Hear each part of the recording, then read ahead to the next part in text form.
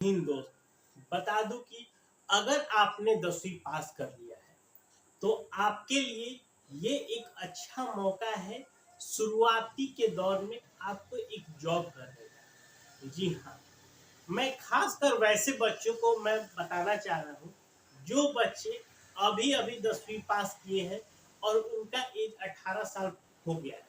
मतलब ये जरूरी नहीं कि इसी साल पास किए हो, वो 1 साल 2 साल अगर पहले भी पास किए हैं, अगर वो इंटर भी पास कर लिए हैं लेकिन अब जाके उनका एज 18 साल हुआ है और वो एक अपने कैरियर की शुरुआती दौर एक नौकरी से करना चाहते हैं, जो कि देखिए एक ऑफिस अटेंडेंट के तौर पे ये नौकरी होता है।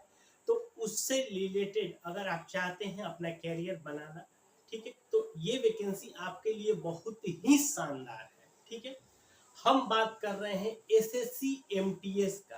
ठीक है, मैं इस वीडियो में पूरा डिटेल्स आपको बताने वाला हूँ किस तरह से आपको एग्जाम होगा, क्या आपको प्रीफर मिलेगा, क्या आपके लिए अच्छा है। ठीक है, आपको किस तरह से वर्क करने होते हैं, ठीक, तो सभी चीजों को मैं आपको बताऊंगा। तो इस तरह की वीडियो पाने के लिए हमारे चैनल को जरूर सब्सक्राइब करें।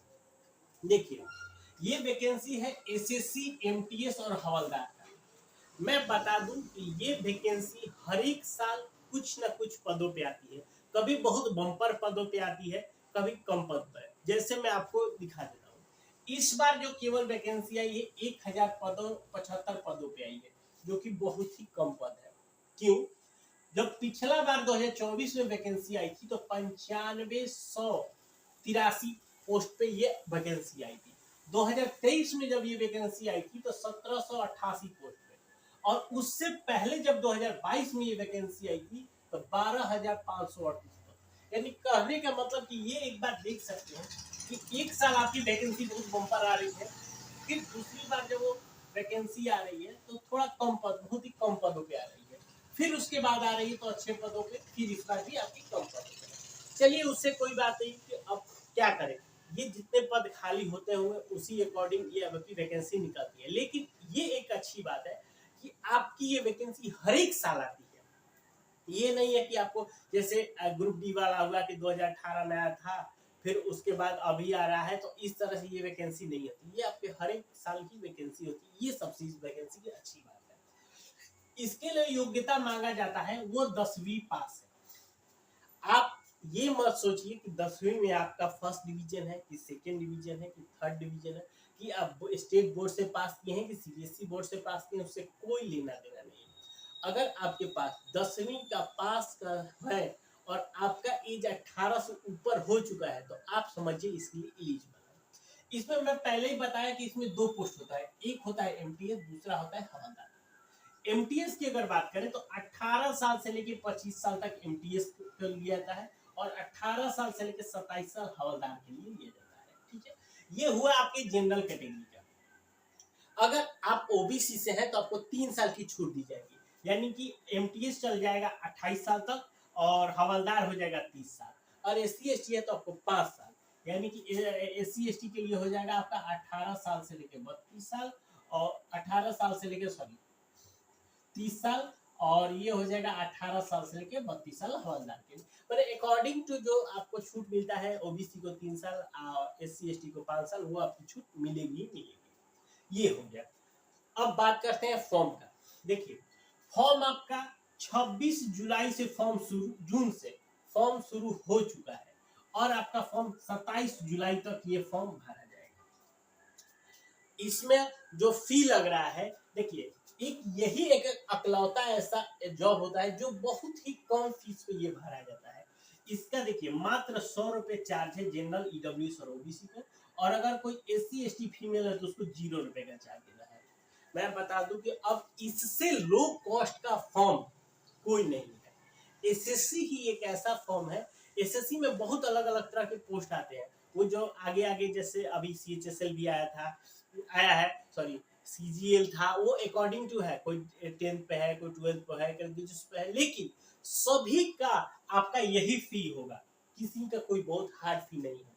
ठीक है, ये एक और चीज, मैं एसएससी के जो भी बच्चे फॉर्म भरना चाहते हैं वो कभी भी जैसे लास्ट डेट का इंतजार नहीं करिएगा। आप लास्ट डेट कम से कम 5 से 7 दिन पहले आप अपना फॉर्म डाल के क्लियर हो जाइए। मैं इसलिए बोल रहा हूँ कि एसएससी एक ऐसा वेबसाइट है कि इस पे पूरी इंडिया से ट्रैफिक होता है, मतलब क्योंकि ये जो वैकेंसी है पूरी इंडिया का है, तो जब सारे इंडिया से एक ही बार बच्चे जब अप्लाई करने बैठेंगे तो ऑब्वियसली बात है कि ये सर्वर और डाउन होता है। और ये मैं अपना एक्सपीरियंस बता रहा हूँ कि लास्ट के हफ्ते में आप एसएससी का फॉर्म भरना चाहते हैं तो आपके लिए बहुत ही मुश्किल हो जाएगा। इसीलिए आप लास्ट डे से एक हफ्ते पहले पहले आप अपना फॉर्म भर के क्लियर हो जाइएगा, ठीक है। इसमें देखिए एग्जाम होगा और आपका डॉक्यूमेंट वेरिफिकेशन होगा, मात्र केवल यही दो चीजें होगा, ठीक है। इसमें दौड़ और ये सब कुछ नहीं। देखिए से अगर आपका एग्जाम की बात करें तो सेक्शन 1 आपका होगा न्यूमेरिकल और रीजनिंग से, जिसमें 40 क्वेश्चन होगा, 120 मार्क्स का, 45 मिनट समय रहेगा, ये होगा। दूसरा पेपर होगा जनरल अवेयरनेस और इंग्लिश लैंग्वेज, दोनों से 25-25 क्वेश्चन पूछे जाएंगे, 75-75 मार्क्स के, यानी कि टोटल 150 मार्क्स होगा, ठीक है। और ये भी आपके 45 मिनट समय रहेंगे। यही आपका बस इसी एक एग्जाम को क्रैक करना है, इसी पे पूरी मेहनत करनी है। जो भी है, जो पहले से इसके बारे में जानते हैं तो वो तो इस पे कर ही रहे हैं, जो नए हैं वो इसी पे केवल आपको फोकस करना है, ठीक है। इसमें बता दूं कि आपकी जो सैलरी रहेगी वो 25,000 के अप्रॉक्स आपकी सैलरी रहने वाली है। अब देखिए, अब आपका इसमें थोड़ा सा काम बताते हैं इस जॉब में होता क्या है। देखिए इस जॉब में पहले क्या होता है, जैसे आपको फिजिकल मेंटेन रिकॉर्ड, जैसे होता है कोई फाइल है, कोई कहीं से कोई कागज आ रहा है, कोई कागज जा रहा है, तो उसका रिकॉर्ड को आपको मेंटेन करना है, यानी आपको ज्यादातर ये ऑफिशियल होता है। दूसरा कैरी फाइल, आपका क्या होता है कि एक डिपार्टमेंट से दूसरे डिपार्टमेंट पे ले जाना होता है फाइल को, तो वैसे काम को ये लोग करते हैं। तीसरा डॉक्यूमेंट डिस्पैच, कभी कभी देखिए आपको क्या होता है कि बहुत सारा विभाग से आपको आपके घर पे लेटर आता है, तो वो कौन करता है, क्या ऑफिसर जाके करते हैं, क्या डाक आपके घर जाएगा, नहीं, यही सब लोग होते हैं जो आपके ऑफिस से वो फाइल को ले जाके आपके पोस्ट ऑफिस पे या जहाँ पे कुरियर को डिस्पैच करना होगा तो वहां पे जाके ये लोग करते हैं, यही सब काम है। दूसरा असिस्टेंट सेक्शनर, ये कभी कभी क्या होता है कि जो बड़े ऑफिसर होते हैं उनके असिस्टेंट के तौर पे भी आपको रहता है, उनके उनके फाइल को देखना, उनकी क्या जरूरतें हैं, मानी ये सब वर्क होता है। ओपन रोम एंड क्लोज, कभी कोई डिपार्टमेंट है उसको टाइमली खोलना, उसको टाइमली बंद करना, यही सब वर्क है। उसके बाद डिलीवरी डॉक्यूमेंट, जैसे कोई डॉक्यूमेंट आया आपको, उसको किस ऑफिस में डिलीवर करना है, कहाँ पे जाना है, कुरियर वाले दिन, मतलब यही एक ऑफिशियल काम है, आपको कोई भागा दौड़ी वाली काम नहीं है। ये मैं आपको बता दिया एमटीएस में, ठीक है।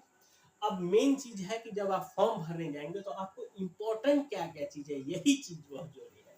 पहला सबसे इस फॉर्म के लिए आधार से मोबाइल नंबर लिंक होना चाहिए, ये एक सबसे इंपॉर्टेंट चीज है, क्योंकि इसको आपका क्या होगा कि आधार से मोबाइल पे आपका ओटीपी आएगा, ओटीपी वेरीफाई होगा। दूसरा चीज आपका लाइव फोटो होगा, लाइव फोटो में एक तो आपका लाइव फोटो होगा, साथ के साथ आधार फेस ऑथेंटिकेशन होगा, यानी जब आप करिएगा तो आपके मोबाइल में ऐप खुलेगा, आपके चेहरे पर से रख के आपको ब्लिंक करना है तो ऑटो कैप्चर करेगा कि जो जो पर्सन का आधार डला हुआ है क्या वो सही में वही पर्सन है या नहीं। इन सब चीजों को इसलिए किया जा रहा है कि आगे पहले बहुत सारी धांधलियां होती थी, इन सबों को देखते हुए जैसे जैसे टेक्नोलॉजी बढ़ती जा रही है वैसे वैसे आपके सॉफ्टवेयर में भी ये सारी चीजों को इम्प्लीमेंट किया जाए। अब ऐसा ये नहीं कर सकते हैं कि यदि वो पर्सन नहीं रहेगा तो वो फॉर्म नहीं भर सकता, यानी कि जब फॉर्म भरा जाएगा उस पर्सन को वहां पे मौजूद होना जरूरी है।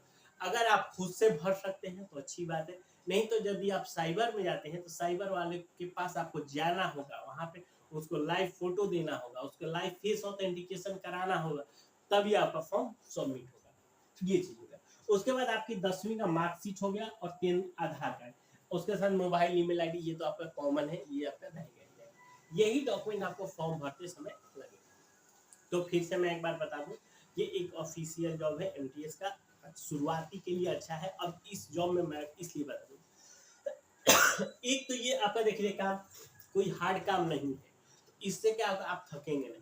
तो आपके पास एक और चांस है कि एक आपके पास जॉब हो गया, अब आप अगली तैयारी के, मान लीजिए कोई एक बड़े पद के लिए जाना चाहता है तो एक उसके देखिए आप ज्यादातर क्या होता है कि आप अपने घर से पैसे लेना, फिर आप पढ़ाई की तैयारी करना, ये चीज थोड़ा सा मुश्किल होता है। इसलिए आपका एक तो पहले तो ये हो गया कि चलो मेरे को अब घर से पैसे लेने की जरूरत नहीं है, मेरा अपना पैसा आ रहा है, अब उसी को एक, उसके बाद आपका टाइम बचेगा, 8 घंटे की जॉब है। 8 घंटे के बाद जब आप फ्री होंगे तो आप तैयारी करने के लिए भी आपके पास टाइम मिल सकता है, ठीक है।